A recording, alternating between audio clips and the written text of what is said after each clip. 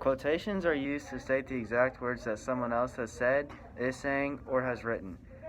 And the analogy we chose was it's like a package.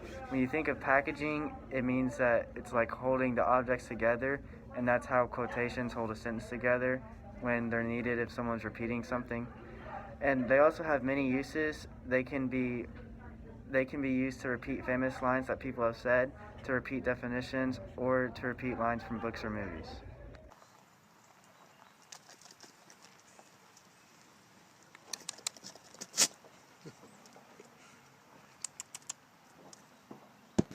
When it comes to writing with quotations, the punctuation within and without can be difficult. The use of a question mark or exclamation point depends on the context of what you're using the quotation for in the sentence.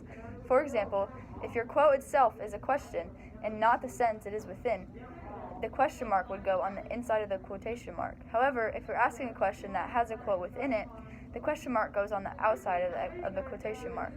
The rule works the same way with exclamation points. For example, if I were to say, I wonder why Carter asked, "What time is it?" when he has a watch on his wrist, the question mark would go within the quotations. For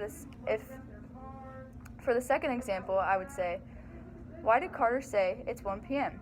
The whole sentence itself is a question, so the question mark goes on the outside.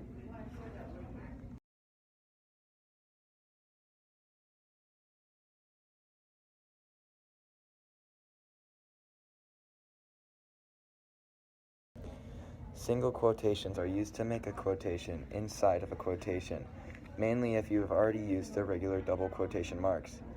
Examples of this would be used if you were quoting a book that introduced dialogue in the middle of the quotation, or if you have dialogue within dialogue. For example, Thomas said, Dakota said, "I love quotations" when talking about grammar. Another common use of single quotation is in titles, specifically newspaper article titles.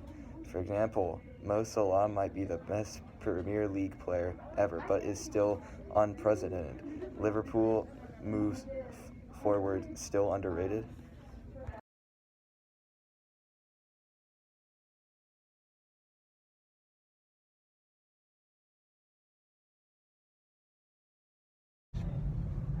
Setting up dialogue goes along with Dakota said. There is a sentence with a speaker and a verb before the quotation, such as, Thomas said, quotations are like packaging. Then the period will go inside the quotation. Keep in mind, in this instance, you will use a period because it is the end of the sentence and a quotation.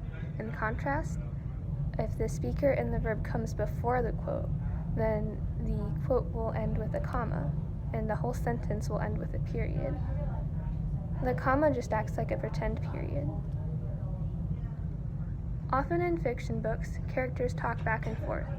When this happens, the punctuation remains the same, but whenever the speaker changes, you indent.